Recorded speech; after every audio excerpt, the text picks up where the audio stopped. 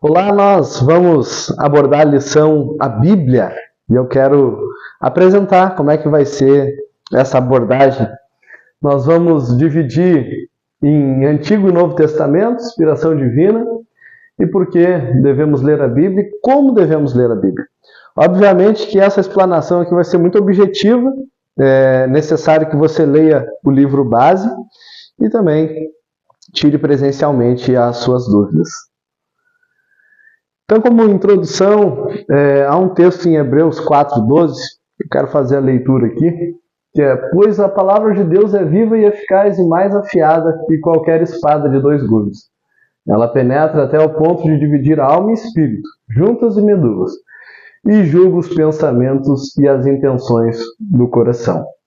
Então a Bíblia ela não é apenas o livro mais vendido no mundo. Ela é um livro poderoso de transformação, que é eficaz, é como o manual da nossa vida. Nós não sabemos como viver, mas o autor da vida deixa um presente para nós.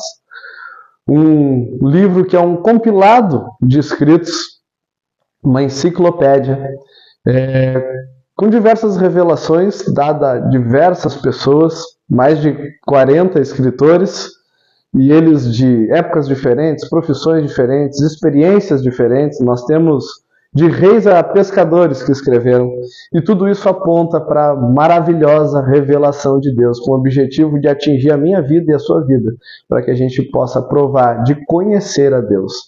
De Gênesis, que é o primeiro livro, até Apocalipse, há uma proposta na Bíblia: revelar Jesus Cristo, revelar Ele para nós.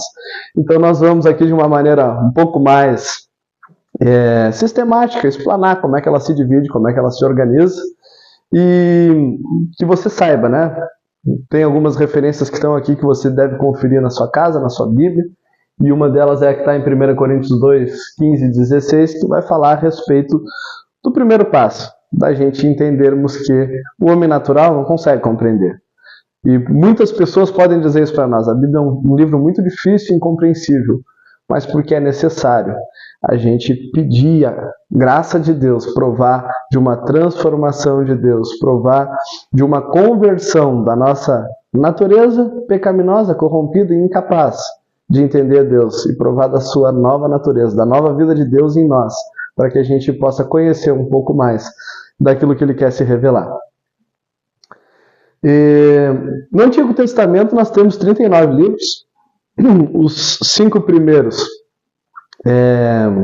eles foram escritos por Moisés, é o Pentateuco: Gênesis, Êxodo, Levíticos,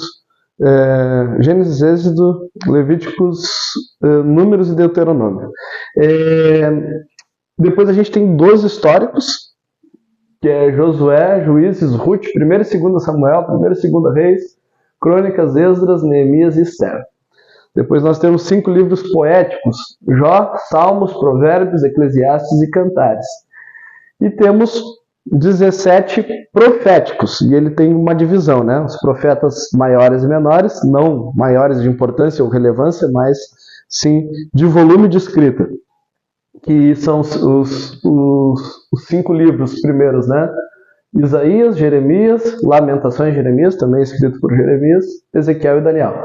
E os menores: Oséias, Joel, Amós, Obadias, Jonas, Miqueias, Naum, Abacuque, Sofonias, Ageu, Zacarias e Malaquias. Logo vamos então para o Novo Testamento.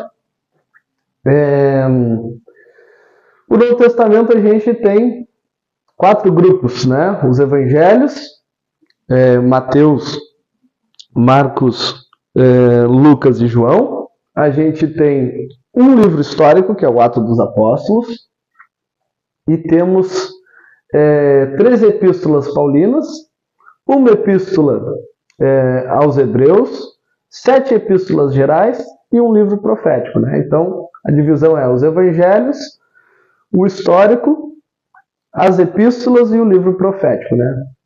Então 13 das epístolas foram escritas por Paulo, né? Vai apontar para plantação de igreja, cuidado com as igrejas, mentoria dele sobre os pastores que estavam começando e seguindo o trabalho dele de plantação de igreja. Depois nós vamos ver as epístolas gerais sendo dirigidas a toda a igreja de todos os tempos, né?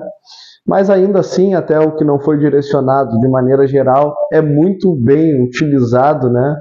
E muito útil para a nossa vida, né?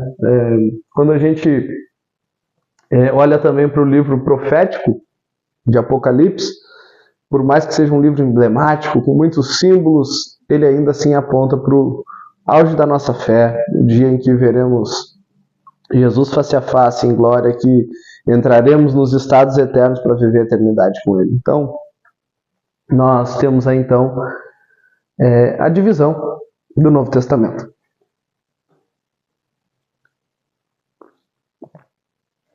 Vamos falar aqui um pouquinho sobre a inspiração divina, né? E um dos pontos que embasa essa realidade é a unidade da Bíblia, né? Então, nós vemos que, por mais que o intervalo de tempo em que ela foi escrita é muito longo, ela tem uma unidade muito perfeita. E como eu já falei na introdução, por mais que os mais variados tipos de pessoas, tipos de culturas, lugares totalmente diferentes, pessoas com estrutura de conhecimento intelectual muito distante uma das outras, formam uma enciclopédia, né, um compilado de livros que tem uma unidade perfeita. Isso seria impossível a não ser que tivesse uma inspiração divina fazendo com que essa unidade fosse manifesta, né? Então, a Bíblia é a palavra de Deus, um conteúdo rico, poderoso e precioso, que do início ao fim aponta para a revelação de Cristo Jesus. Nós também temos evidência da inspiração divina no cumprimento das profecias, elas vêm se cumprindo.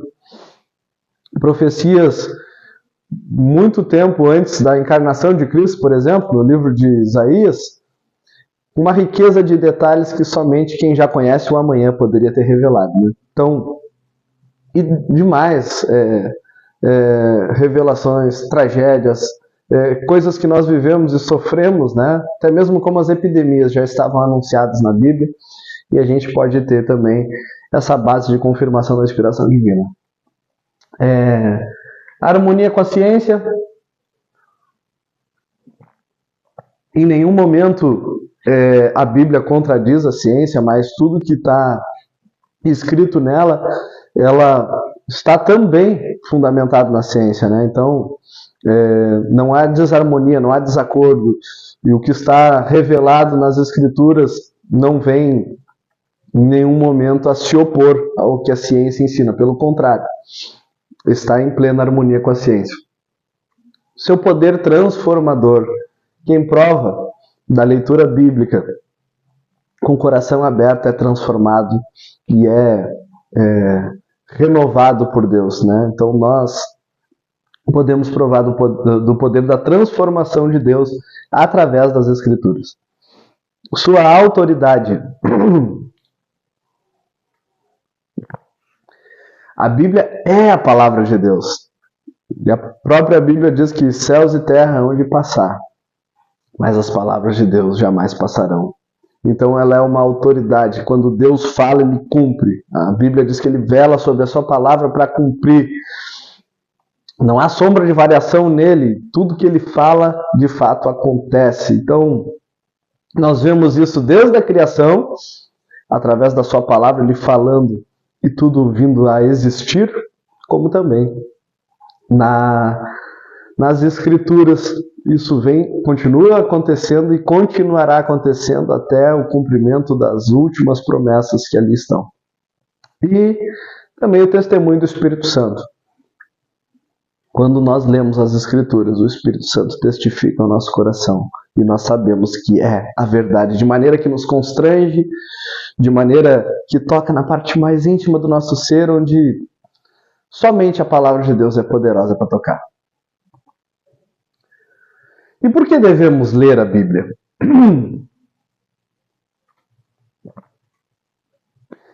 Primeiramente, porque é um mandamento de Deus. Ele sabe que a gente precisa muito. Por isso que Ele revelou aos escritores e por isso que ele permitiu que chegasse até nós, mesmo depois de tantos anos de escrita. Mas, além disso, é um alimento para a nossa alma. Nossa alma, ela é nutrida quando nos alimentamos da palavra de Deus. E assim como quando nos alimentamos o nosso corpo físico, nós nos sentimos mais fortes e mais vivos, assim também a nossa alma quando nós nos alimentamos da palavra de Deus. A leitura santifica, nós nos tornamos mais santos, porque na medida que vamos entendendo as verdades de Deus, vamos nos constrangendo e vamos dando ocasião ao Espírito Santo nos convencer, vamos conhecendo aquilo que é saudável e aquilo que não é para a nossa vida, e nós vamos sendo santificados, separados para Deus. Nos orienta, a palavra de Deus vai dizer que lâmpada para os nossos pés e luz para o nosso caminho é a palavra. Então, nós somos orientados quando nós lemos as Escrituras. Tem clareza para nós, tem direção para nós, porque o escritor, ele é aquele que sabe de todas as coisas. Então, coisas que nós não sabemos, decisões que temos que tomar que não temos clareza, aquele que tudo sabe, deixou rica porção escrita nas Escrituras que pode dar a clareza que nós necessitamos para o nosso dia a dia. Fonte de fé. A fé vem pelo ouvir e ouvir pela palavra de Deus. Então nós crescemos em fé na medida em que nós vamos nos alimentando da palavra de Deus, conhecendo, a gente vai se enchendo de fé. O que é fé? Fé é o firme fundamento daquilo que a gente não vê, mas aquilo que a gente espera. Então nós vamos crendo, ainda que nós não vemos, ainda que as coisas ainda não estão acontecendo, mas nós cremos que elas vão acontecer, porque estamos cheios de fé que vem pela palavra de Deus. E ela é a nossa arma espiritual. Ela também serve para nós nos defendermos contra os ataques que temos na nossa mente, como aconteceu com o próprio Jesus. Logo no início do Evangelho de Marcos é relatado a tentação de Jesus, onde ele é tentado por Satanás e ele se defende citando a palavra de Deus. Então ela também é uma arma de defesa espiritual para nós, como também de ataque. Quando somos atentados, podemos mencionar as promessas que estão sobre nós, que nos asseguram vitória. E também nos prepara para explicar a razão da nossa fé, né? Então, temos ali o embasamento que nos dá sustentação no que cremos, e podemos também assim compartilhar com as pessoas e dizer o porquê cremos em Deus, porquê cremos que ela é a palavra de Deus, porquê cremos que ela é inspiração de vida, que ela tem toda a autoridade, que ela é infalível. Tudo isso nós encontramos nas Escrituras. E como ler, né? Com respeito, com oração, crendo que é a palavra de Deus, mas orando e pedindo: Deus, revela, dá clareza. Senhor, eu preciso aprender mais, eu preciso entender mais. Com atitude, com submissão. Se a Bíblia te apontou algo, se submeta aquilo. Se a palavra de Deus está te constrangendo a mudar algo, se submeta aquilo. Tenha essa atitude. Eu não vou apenas ler, eu vou aprender e eu vou transformar aquilo em ação para a minha vida. E obviamente que vai se provar dos resultados. Crendo que é a palavra de Deus, não é algo que alguém escreveu com alguma outra intenção, mas a intenção de Deus é salvar o homem, é que o homem viva bem, viva feliz. Então, creia que é a palavra de Deus e que aquilo vai ser transformador para a tua vida. Tome posse das promessas, né? A palavra de Deus, a Bíblia toda, ela tem uma quantidade enorme, quase que 32 mil promessas, e elas continuam valendo e elas são para mim, para você. Então, aprecie isso e mais do que isso, se imposse disso e viva. E também com cuidado e com método, né? Qual o cuidado e qual o método? Cuidado para você não ficar preso à letra, a estudar e não parar. Apreciar, provar, aplicar aquilo, entender aquilo, pedir que o Espírito Santo faça que aquilo tome uma proporção de entendimento maior no teu espírito. E com o método, qual é o método que para você dá certo? é um capítulo por dia, são 5 capítulos por dia. Lê logo de manhã, onde a sua mente está mais capaz de aprendizado. Lê no final do dia para você já ter um tempo ali de oração e gratidão. Enfim, o método você pode determinar. O mais importante é que você leia. Estamos então concluindo já essa breve lição. E o que é interessante a gente falar aqui? Que Deus tem prazer em se revelar aos seus filhos. E Ele se faz conhecido dessa maneira. Nós só podemos conhecer a Deus na medida que Ele se revela. E a maior de todas as revelações que Deus deixou foi as Escrituras para mim e para você.